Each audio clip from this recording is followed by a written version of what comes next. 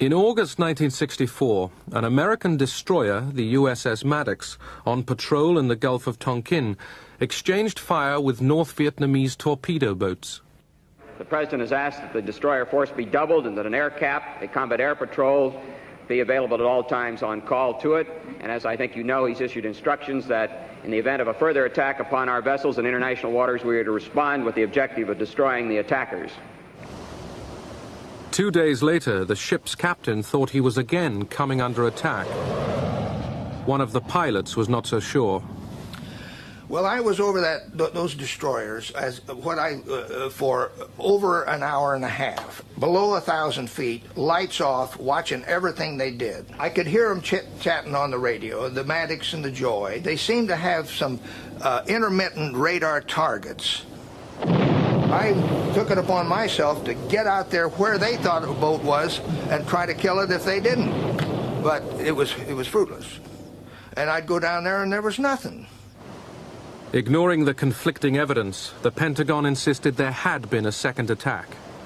In retaliation for this unprovoked attack on the high seas, our forces have struck the bases used by the North Vietnamese patrol craft.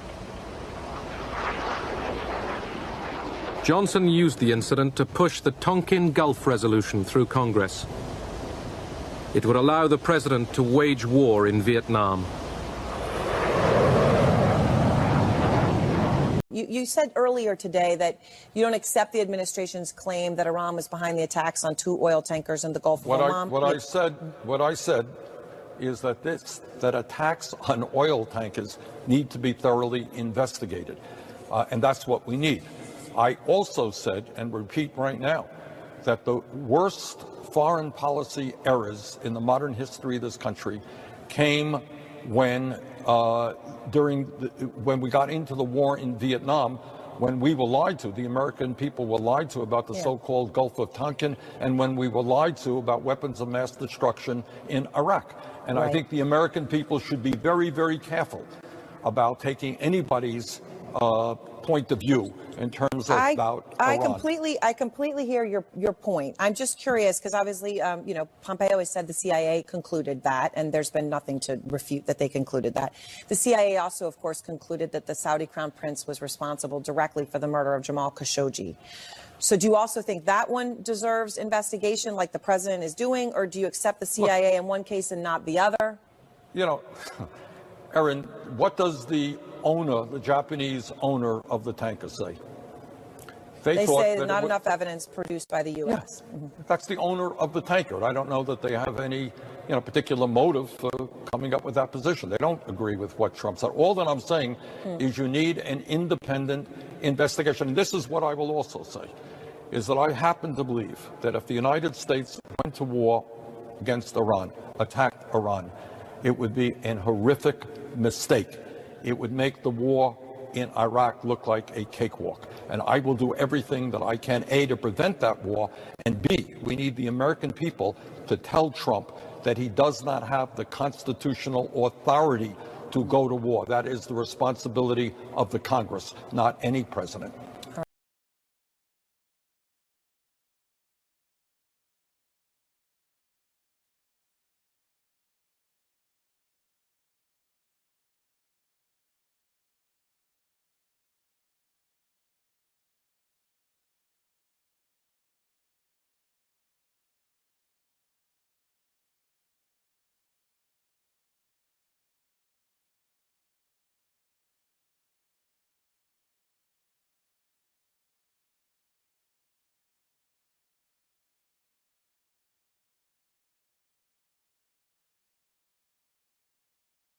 Now, I'm not attacking Israel outright.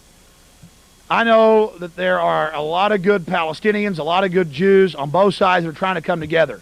But I've seen them call Sharon, when he was a general, bombed the USS Liberty. And as our men were in the water, they strafed him on purpose. And LBJ at 63 didn't help him. And everybody else is seen as dogs, as slaves by Israel.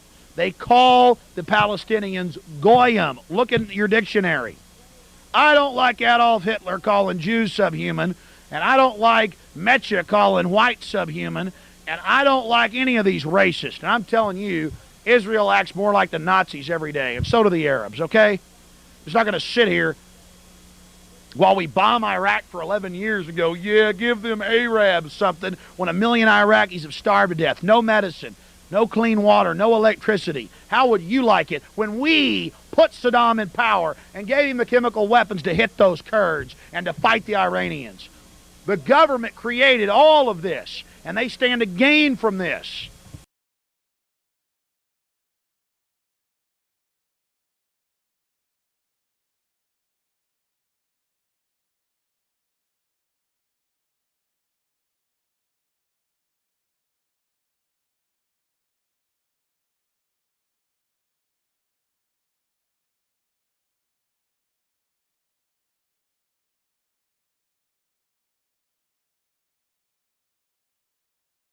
Are you the Oklahoma City bomber? Maybe one of the benefits of me talking to you today is that you'll see that maybe not everything is true that you've heard about me. On the morning of April 19, 1995, a decorated Gulf War combat vet blew up the federal building in Oklahoma City using a truck bomb that he didn't build and a Ryder truck that he didn't rent with the help of a passenger who didn't exist. Having just gotten away with the largest act of terrorism on U.S. soil to date, the Fort Bragg-trained Special Forces Sheep Drip Dropout blended in with the crowd by making his getaway in a car without a license plate and was immediately pulled over.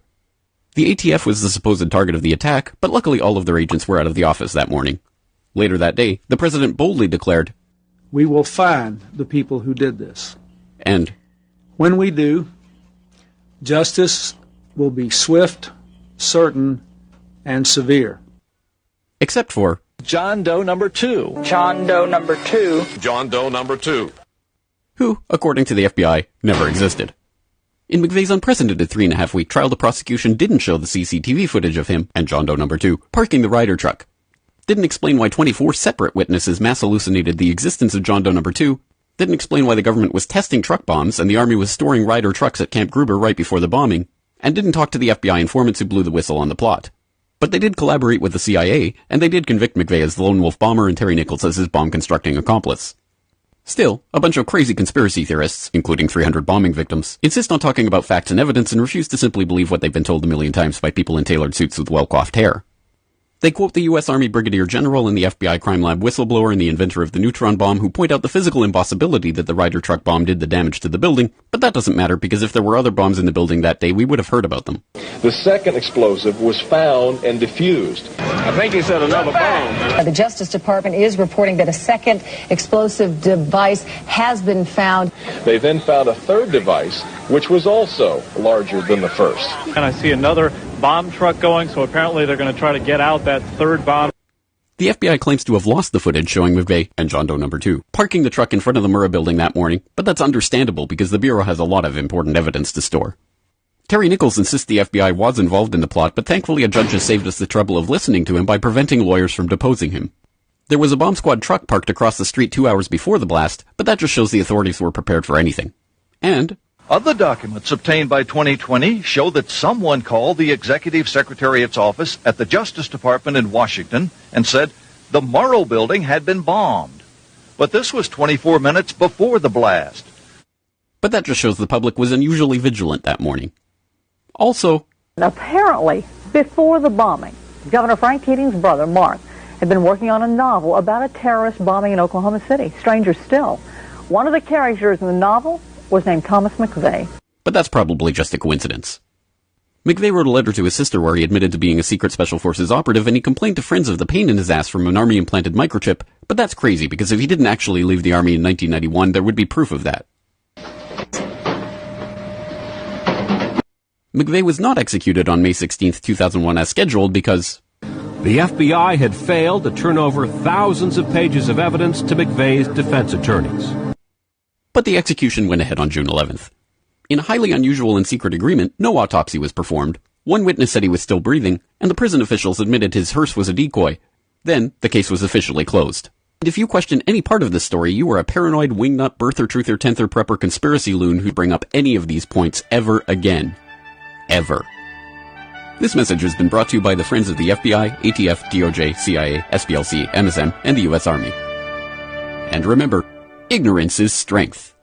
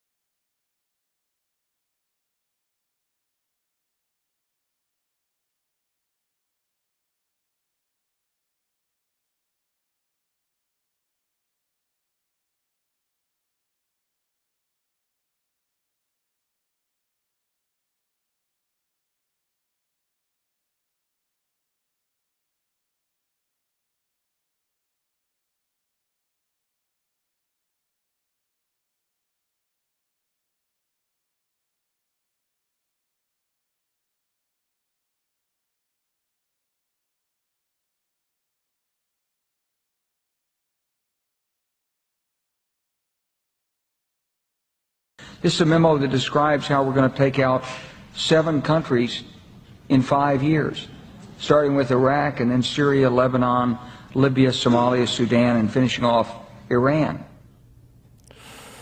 Sudan. Yeah.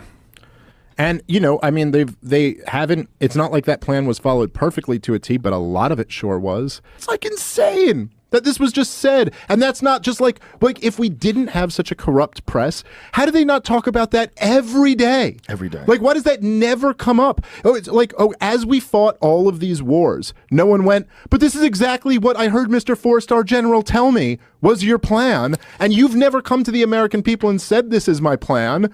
You're just like, so, and what's really interesting about it, right, is it just reveals this the way propaganda works. Because if you think about it, we start fighting the war in Afghanistan. We're in the war in Afghanistan by late 2001. It's not till 2003 we're in Iraq, right? And then it's not till 2010 that we're in Libya. 2012 we're in Syria, you know, and then in Yemen, then in all the, and it's like each time they had their own little propaganda story for why we had to go into this war now.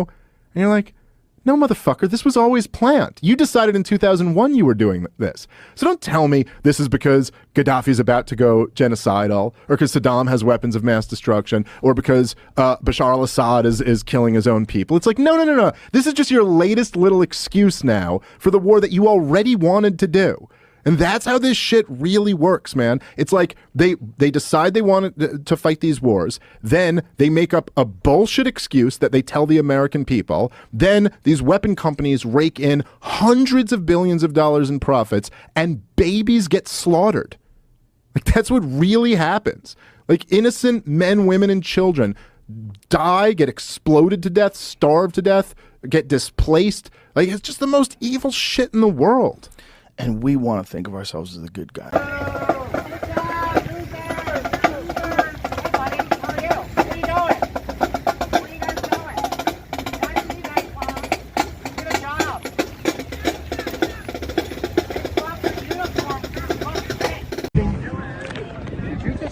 You're videotaping us? That's not acceptable. This is a public place. You're trying to get us in trouble, sir. I need a cop.